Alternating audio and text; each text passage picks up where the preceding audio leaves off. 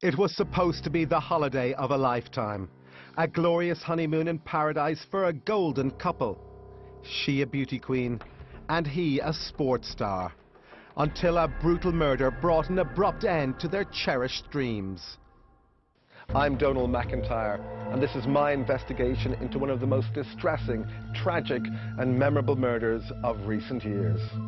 I'm an investigative reporter and a criminologist, and I've joined forces with cold case specialist Nicola Tallant, and I've also drafted in some of the world's leading experts to try and build a picture of what happened on the day Michaela McAreavey was violently strangled. Anyone in this particular case will start to think, well, what evidence did I leave in that particular room on Michaela's body? What evidence might tie me in to this crime? Preservation of the scene is the most important bit, so you want your cordons there, you want to control access in and out. Okay, yes, it's a little bit Big Brother, but at the end of the day, it is our job to protect the guests. Their safety is our priority. Each day they think of that beautiful girl with that beautiful radiant smile that meant so much to so many people. We talked to people on the ground, many of whom have never been talked to by the police investigating the case, despite the investigation being more than 2.5 years old. And we uncover new clues, present damning evidence about the police failings in the investigation, and we reveal dramatic new evidence linking one chief suspect to the crime scene in a way that has never been reported so far. Michaela McAreavey was found brutally strangled in her hotel room just days into her stay at the Legends Hotel, a luxury resort on the northern coast of Mauritius. It was a magnet for the rich and famous, and for loved-up newlyweds. That was until this terrible murder. The primary school teacher was strangled in a crime which has tarnished the reputation of the tourist destination. It has left Ireland north and south grieving for the bride who came back from her honeymoon in a coffin. The death sparked a frenzy of media activity, and the top Mauritian murder cops were put on the case as the reputation of the island and its precious tourism industry remained in jeopardy. The major crime investigation team were quick to move in on a number of suspects, all hotel workers. But the speed of their investigation raised eyebrows abroad. Had they got the right men? A trial amid allegations of police brutality collapsed as the men were declared innocent. Now, no one has been held accountable for the death of Michaela, and the killer or killers remain at large. The story started very much where it ended here in St. Malachy's Church, Ballymacroy, County Tyrone. The couple were married in a joyous ceremony in December 2010, and a little over 3.5 weeks later, John McAreavey brought his new bride, his new wife home here to be buried. She was warm, pretty and friendly, and came with an impeccable pedigree as the daughter of one of the country's greatest Gaelic football coaches, Mickey Harte. What had happened to cause Michaela's death? What were the circumstances leading up to her brutal murder? I have travelled from her church here in Ireland, where she was married and then buried, all the way to Mauritius with my cold case team to try and uncover the truth behind murder in paradise. It's a tragedy which is still unfolding, more than 2.5 years after the violent honeymoon murder. Every police mistake and every failed prosecution means another day for the family without answers and without closure. As yet, there are no answers, convictions, or any comfort for the family. The countdown to murder never gave a hint of what was to come. The couple set off on a 3-week honeymoon, travelling to Dubai and a 5-star hotel for 9 days before embarking on their most eagerly anticipated part of their special holiday, a 2-week stay at this resort. The previous evening, the couple dined at this restaurant and enjoyed the balmy coastal winds before retiring to their room in this block of 5-star luxury honeymoon suites. The couple had lunch at the Banyan poolside restaurant when Michaela left the table to get biscuits. She walked just 150 steps to her room and placed her keycard in the lock and entered at 2:44 p.m. Her husband, meanwhile, ordered tea and waited. It soon became clear that Michaela was taking too long, so we followed her to the room and tried to gain access. He himself had left his own keycard in the room earlier, so he ventured off to reception to get someone to let him into the honeymoon suite. He walked about 5 minutes to reception, where a bellboy joined him to open the room. A half an hour after he last saw his wife walk away happily, he suddenly saw her corpse floating in a bath with the tap still flowing. She was beyond saving, but he still tried CPR in vain. Michaela McAreavey was pronounced dead within the hour, and the dreams of the golden couple were over. The distraught husband was initially taken down to the police station and held for hours under suspicion. This in itself is standard in such investigations. Most murders are committed by people that are close to the victims. What was not normal was the cruel teasing that John McAreavey suffered while in the police station.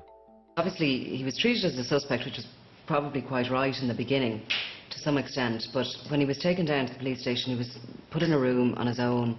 They were jeering him that, don't know what's wrong with you, you'll get another wife soon, and awful treatment, really. It was only the intervention of Brice Leno, the manager of the hotel, who was able to explain to the police that a stolen master keycard had been used just minutes prior to Michaela entering the room. The distraught husband was released.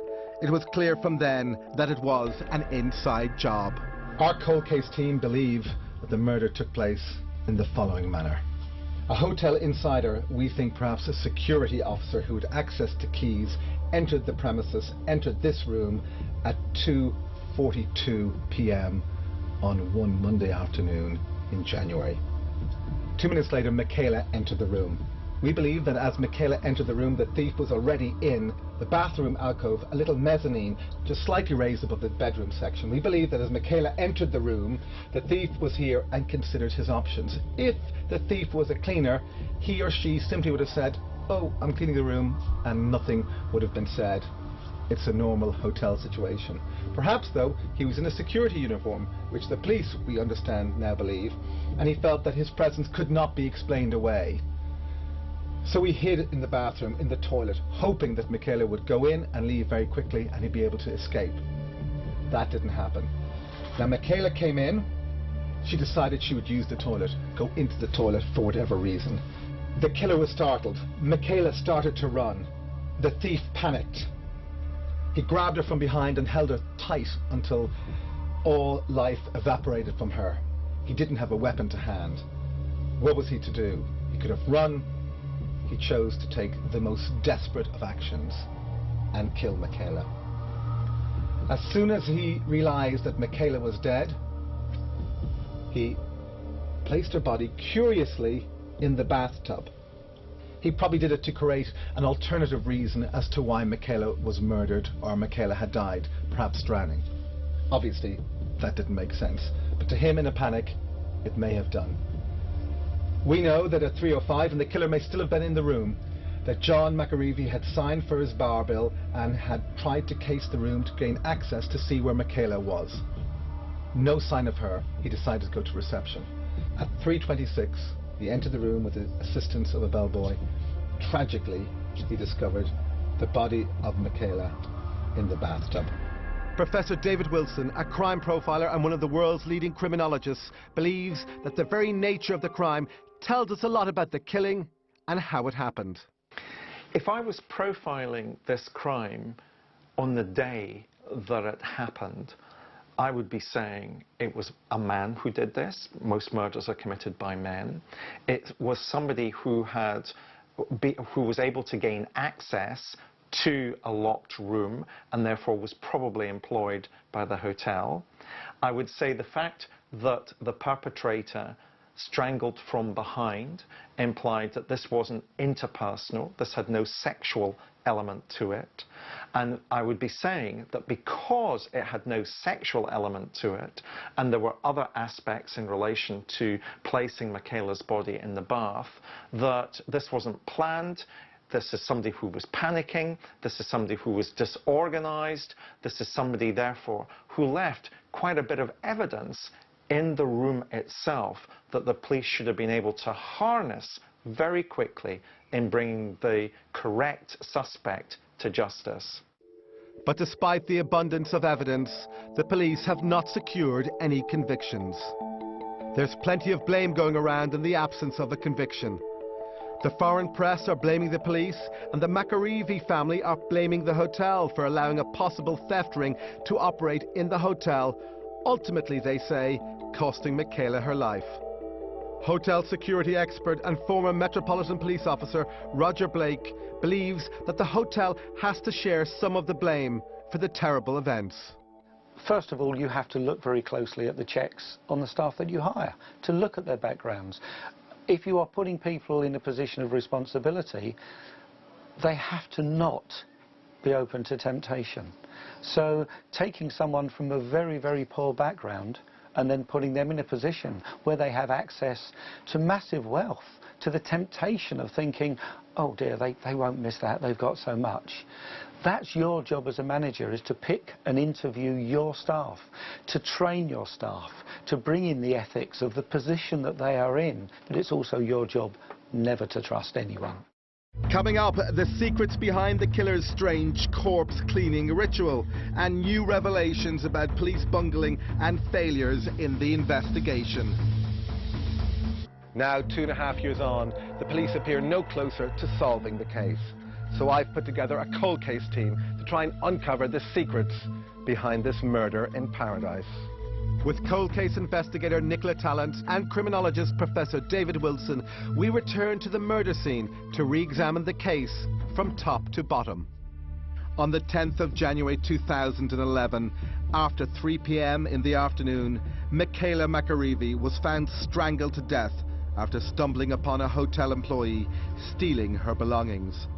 Her limp body was found by her distraught husband in the bathtub, put there by her killer in a bizarre, unexplained ritual. Leading crime profiler Professor David Wilson tries to understand why a panicked thief who killed in a moment of madness would place the corpse in a bath with running water.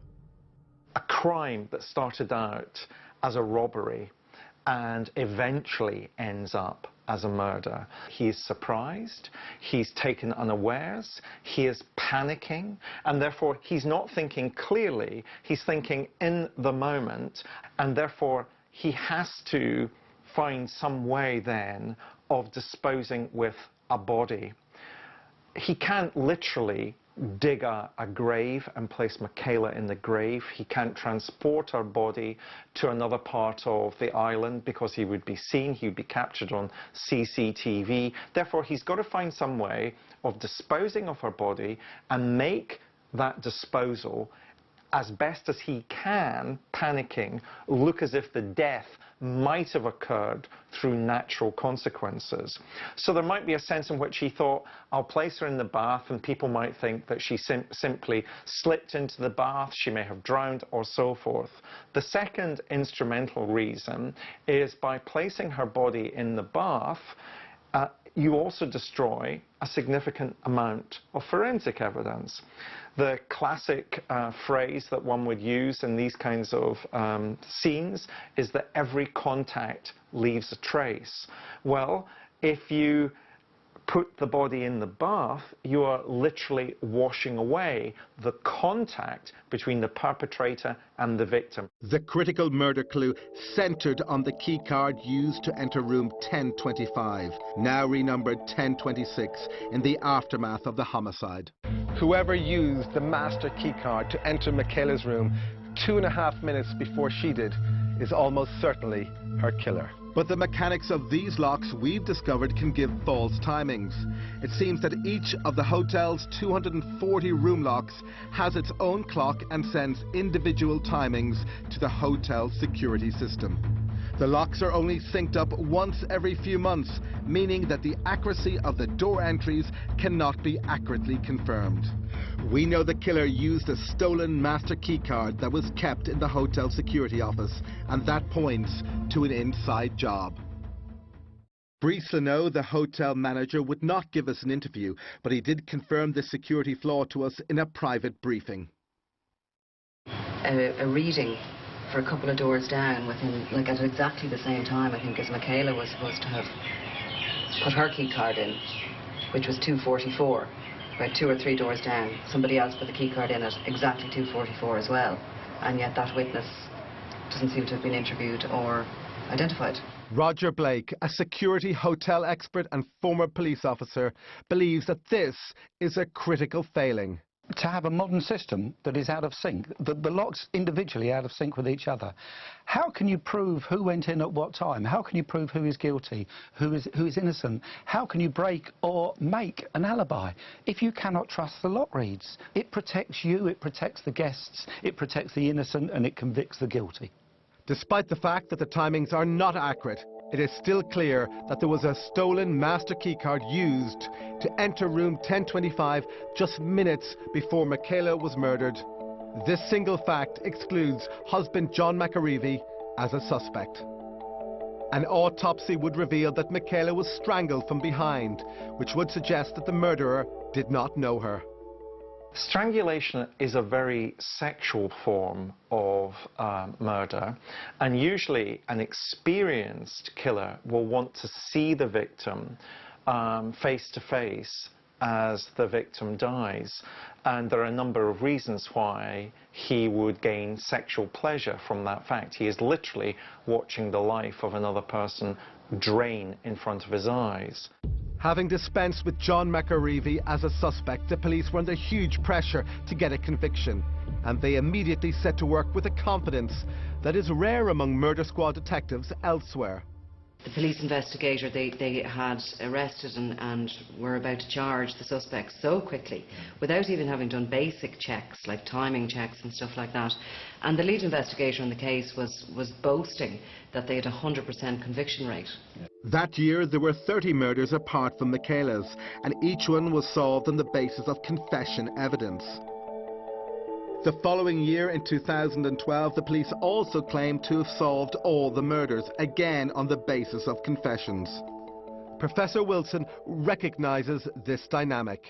Of course, the police had a particular mindset almost immediately they entered the crime scene. They were going to solve this case, but they were going to solve this case not on the application of good forensic science, not through the application of good detective techniques, but they were going to try and solve this case on what I can only describe as gut instinct. And there is a place for gut instinct in detective work, but it's not the only club in the golf bag of techniques that should be used in a case like this. Unfortunately, that is exactly what the local police did. They arrested 4 and got 2 to confess and incriminate 2 others in the murder. The police believed that there was a robbery ring at play in the hotel. They quickly signed, sealed and delivered their case, expecting to win their jury convictions as they normally did. However, the international scrutiny meant that all did not go according to plan. The speed of the investigation raised eyebrows immediately abroad. Had they got the right men? Could they be trusted to do a proper investigation? And would the case stand up in court? Allegations of police brutality and forced confessions abounded, and many believe that the police were rushing to conviction in order to protect the Mauritian tourist industry. Days after Michaela was killed, Sandeep Miniya and Avanish Trebahoon were charged with her murder and Raj Decoy with conspiracy to murder. A week later, Dasan Narayanan, later to become a key figure in the case, was also charged with aiding and abetting the robbery. Essentially, the prosecution case was that 2 hotel workers had murdered Michaela and were seen leaving the room by another hotel worker who they later threatened to keep quiet. It was the police case that they were part of a robbery ring, including the 2 turned witnesses who were to give evidence against the murder suspects. But the problem was that Sandeep Miniya, who was a trusted employee and had been in the hotel for 7 years, who was actually charged with the murder, he was actually in a completely different part of the resort at the time. From the limited CCTV that was available, he was seen on that, and he also had a cast iron alibi because he was on the phone to his sister in the UK at the time of the murder. The court case that followed in July 2012 confirmed suspicions that the Mauritian police had carried out a bungled investigation. The two suspects were acquitted, and it became painfully clear that the police had got the wrong men. There was international outrage. We caught up with Sandeep Mania, who is now suing the Mauritian police for false arrest and imprisonment. It was horrible. I can't believe things like this can happen to me. Because it was a normal day. I left my home, I went to work, and then in the afternoon I'm in jail. And in the court, did you think, when did you think the jury were beginning to believe your story? I don't know, because from the very first day I say I was innocent. I don't know how all this happened. No, really, I don't know. Defence lawyers were scathing about the police actions and the failed prosecution case.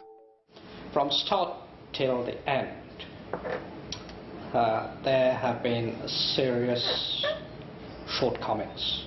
We told the jury that there were catastrophic failures of the police. Eventually, the innocent men were released, but the killer was still at liberty.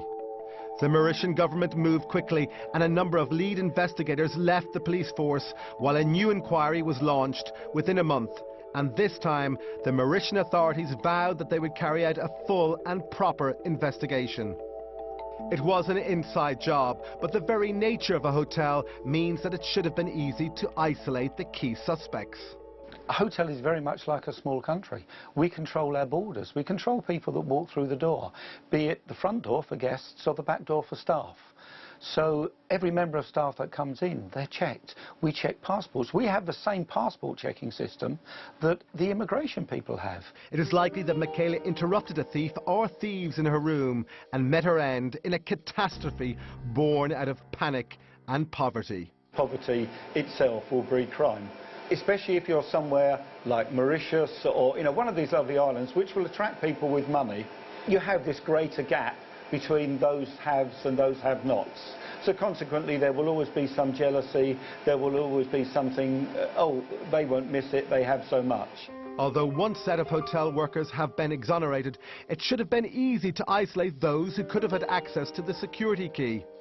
Find the person who had that key card and you have the killer. But at the time of the murder, it is clear that the procedures for master key card access was not sufficient to protect guests. If there is a communal key that can be used by several people, you have to protect those keys. There has to be accountability. It didn't happen that way here, and someone used the master key card to commit murder. Coming up, we reveal the witnesses that the police have never spoken to, and we pinpoint the major security flaws that could expand the group of likely suspects from the tens into the hundreds. Mystery surrounds the death of Michaela McAreavey while on honeymoon, and the murder remains unsolved despite a near-perfect crime scene. Her husband discovered her dead body after she was brutally strangled. A bungled police investigation resulted in the acquittal of two men who had robust alibis. Now a new investigation team is in place, but still years on, her killer or killers remain at large. The evidence, the nature of the crime and its location should have meant that the police could have secured convictions in this crime very quickly. A hotel resort is almost like a mini island. It's almost like you can control the people who are there, you know who's there or who should be there. Admittedly, people can come and go, but this is relatively easy to solve because there should be CCTV. People will be able to determine where you were at particular times, at particular points in the day. And of course, classically, you would also, in this disorganized crime scene, have quite a lot of forensic evidence that you could use to also identify the perpetrator. Huge questions remain over the CCTV footage that was collected at the time of the murder, and there are serious concerns that most of the CCTV cameras were targeted on the perimeter of the hotel and not on the hotel grounds proper. Now, there is a camera over the murder room, but back in January 2011, there were no cameras on these corridors in and around the crime scene. So initially, the cameras are facing out. You're protecting your perimeter. You're protecting the hotel from outsiders coming in specifically to commit crime. You then site CCTV in strategic points around the hotel. The whole point is to protect our guests at all time. People are very CCTV aware these days, so you site them visibly because people are aware that it's there, which acts as a deterrent, but it also protects the guests and it keeps the staff in line, so they know they're being watched. OK, yes, it's a little bit Big Brother, but at the end of the day, it is our job to protect the guests. Their safety is our priority. For the last 2.5 years, a mystery surrounded the footage generated by the 46 cameras placed in and around the resort. The Mauritian police refused to hand over the CCTV material to defence barristers in the failed court case, despite constant requests. What has happened to this crucial evidence, and was there anything sinister in its disappearance? Our cold case team has learned that the police did not hand it over in court, not because they didn't want to, but because they no longer had it. We have discovered that 90% of the CCTV footage in and around the hotel at the time of the murder has been lost and erased because police officers couldn't work the video machines. It seems that when they were playing it back, they were in fact deleting it. Because they were asked, did they want to be shown how to do it, and instead of learning, they just pressed record and were, for days and days on end, they were just wiping everything that was there. I mean, it takes a considerable amount of effort to actually be that incompetent to destroy all the key material in CCTV, and that's crucial to exclude people and to include people in the investigation. The only CCTV evidence that remains is a short compilation put together by hotel staff in the immediate days after the killing. It's clear that the person or persons who entered Michaela's room with the master keycard just minutes before she did was responsible for her murder. But who was that? And who are the cast of suspects that the new investigation should target?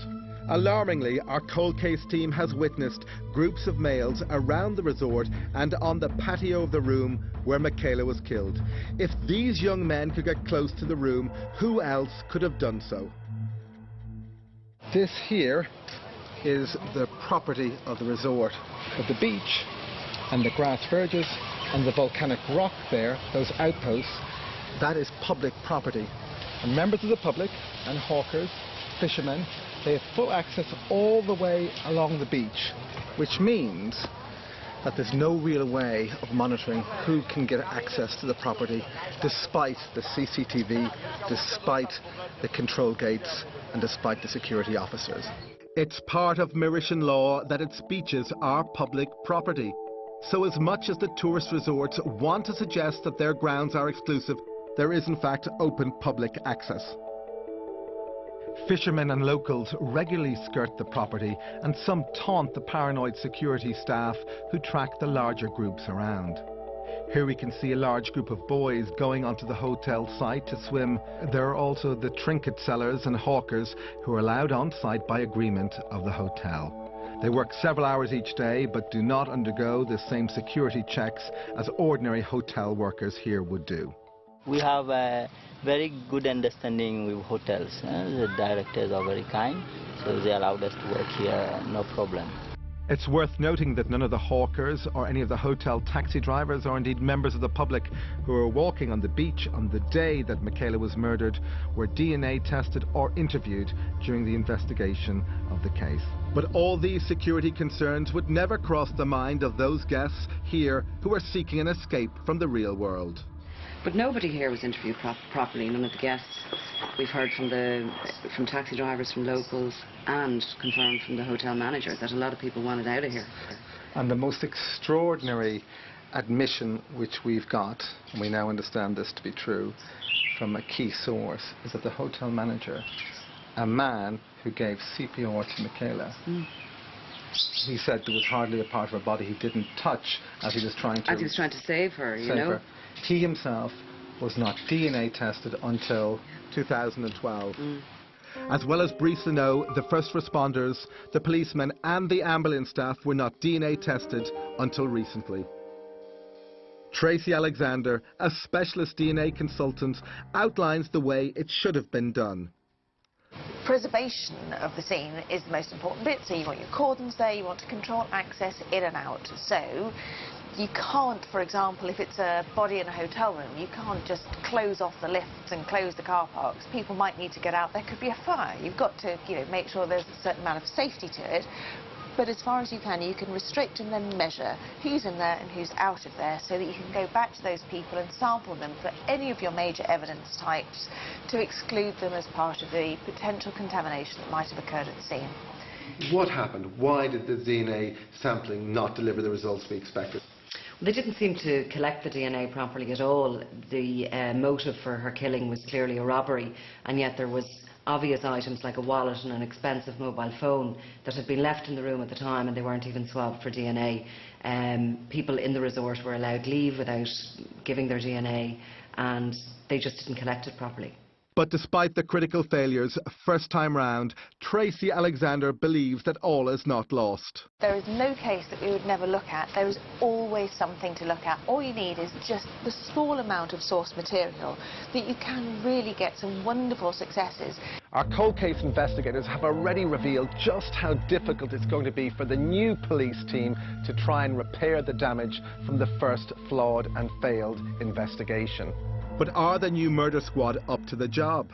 If it's the same police force which are looking again at this particular case, then how do you stop them having the mindset that they first had? It's very difficult. The only hope, therefore, is that there has been enough international and external pressure to ensure that enough people in the Mauritian criminal justice system ensure that this police investigation is appropriately investigated. Under international pressure, the Mauritian police force have drafted in cold case expertise from the UK and Northern Ireland, and they've also engaged an accredited French forensic laboratory, providing new impetus to the investigation.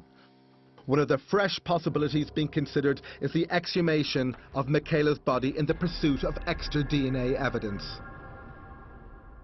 Unnecessary distress is not the purpose of a forensic laboratory or a police service. It's just the last thing that anybody would want. However, taking into account the fact that potentially you could give resolution to a family by conducting an exhumation, provided you've taken all of those factors into account and everybody's agreeable to progressing in that way, there is huge potential to be gained, because the technology we use is such that until you look, you don't know what's there. And provided people are willing to give their permission for you to progress, it's always worth a try. Coming up, we hunt down the new chief suspect in the case and reveal a dramatic new piece of evidence linking him to the murder. Michaela McAreavey was murdered just days into her honeymoon, brutally strangled by a stranger in a luxurious resort on the paradise island of Mauritius. Buried in her wedding dress just weeks after her marriage, her killer still remains at large. I've brought a cold case team across the world to try and discover how and why Michaela McAreavey was murdered on January 10th, 2011. 2 suspects have already been acquitted amid allegations of police brutality and coercion. Despite these failings, the Mauritian force still claim that they've solved all the murders on the island in recent years, a part, that is, from Michaela's. No police force in any criminal justice system that I'm aware of has a 100% success rate. And any police force that claims that, immediately for me, the alarm bells start to ring in terms of people being fitted up, about, rumour, rather than evidence being the criteria on which suspects will be arrested and evidence placed before juries. Police actions have been under scrutiny from the start, when photographs from the crime scene were handed to one Mauritian paper which published the naked and bruised corpse of Michaela, causing desperate distress to her family and friends. The police also lost the CCTV footage, bungled DNA collection, and are now being sued by the innocent trial suspects. The evidence now conclusively points to a theft gone wrong.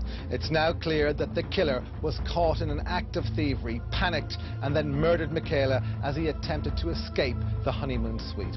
We don't know who strangled her, but we've a good idea why. The broader context is poverty, the circumstances in which this perpetrator undoubtedly lived.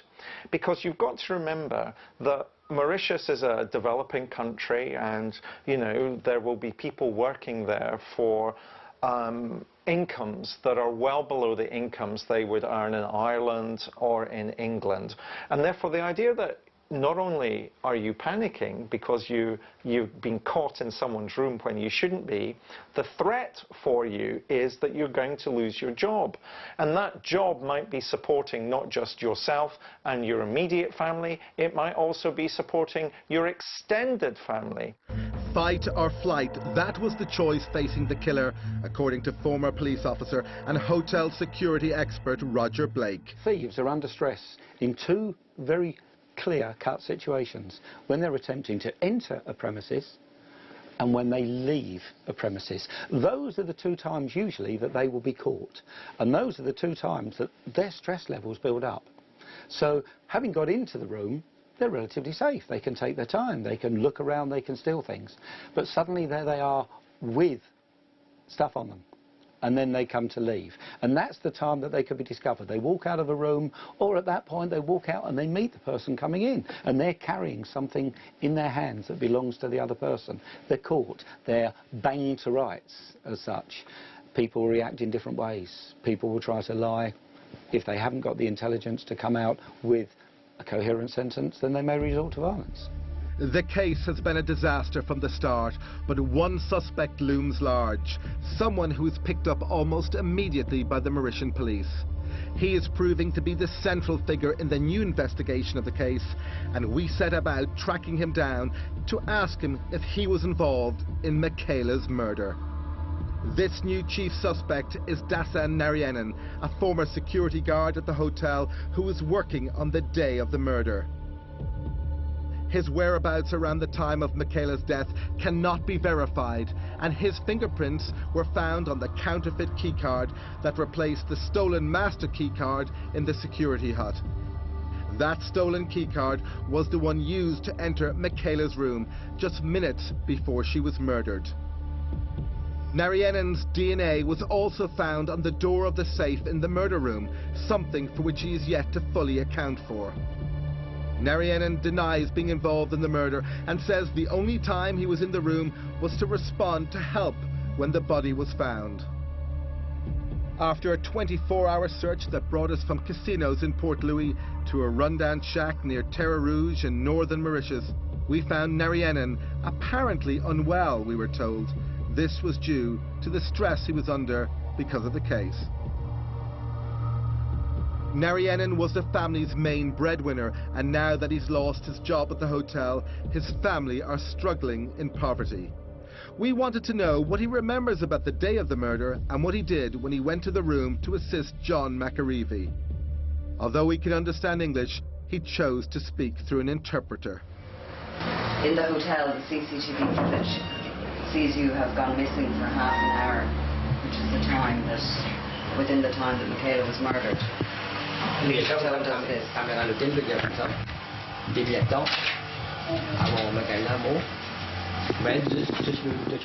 Dasan said he was patrolling the area around the Banyan restaurant when Michaela was killed. He said he was walking around the perimeter, but he's not on CCTV. No, he was, during this time, he said he was working at a Banyan restaurant. Yeah. And there is no CCTV. Okay, but it is the first time he was asked that, he said he was around the perimeter. Yes, because he was in patrol. Okay. And can you give us an explanation as to why his DNA was found on the door that opens to the safe in the room? No, it was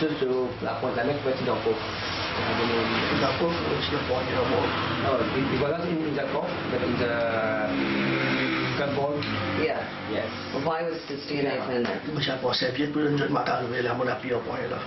So he has got to take the towels from the cupboard, then he just put his hand to to give a support for his body and then to take the towel. The towels aren't in the cupboard.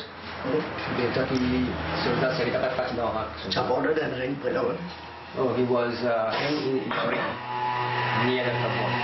They were hanging on the ring, but where the towels are is nowhere near the cupboard in the room. We challenged him because there are no towels in the cupboard where the safe is. Okay, but where the ring is, where the towels are kept in the room, is nowhere near the cupboard with the safe in it.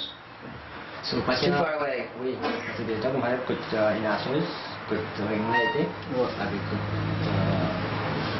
normal été point normal il doit. No, but He said he was not so far. But he meant just to have a support for It's about 2 meters. the meeting. He's insisting that that's why he's going to tell. Yes, and then he just yes, more than 2 meters like this. So what is his version of events then, of what actually, of the day? He heard the shouts, the calls for help from the room, and Oui, nous avons tout été comme ce John qui. Yes, he was on the road, asphalted road. The way to go to the swimming pool, he was there. And then he heard John crying for help, and then he ran to the road. And where was John and where was Michaela?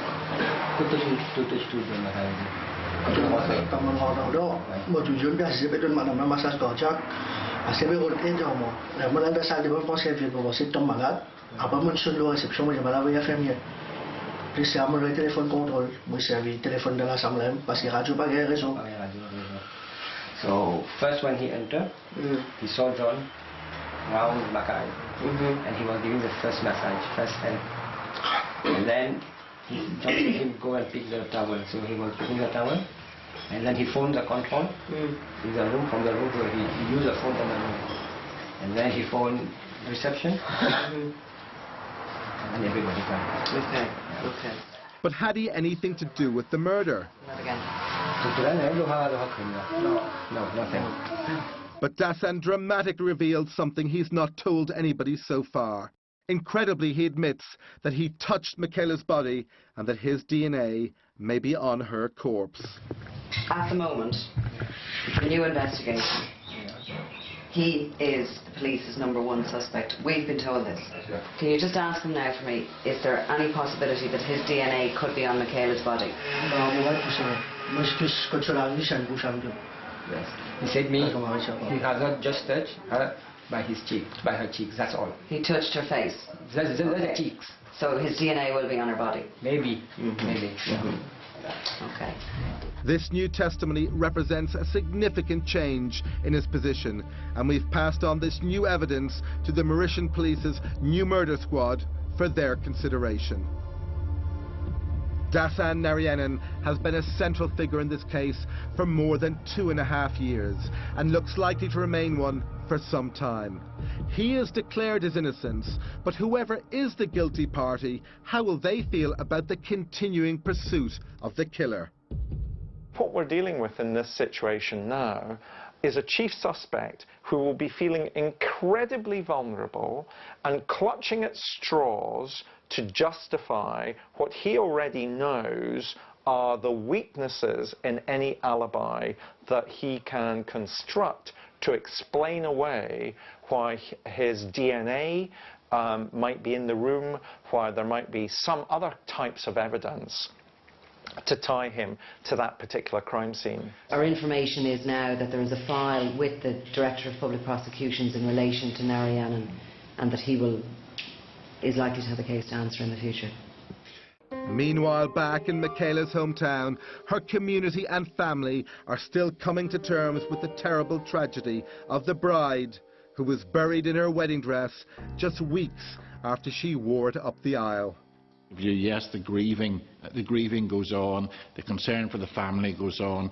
I'm sure every day is difficult for the family, and I'm sure each day they think of that beautiful girl with that beautiful radiant smile that meant so much to so many people. Now, 2.5 years on from the murder, we know there are no answers. There is no closure, and there are no convictions. Earlier this year, the family grieved and shed a tear at the second anniversary of her terrible murder. The question is, how many more anniversaries will pass before we really find out what happened to Michaela on that terrible day?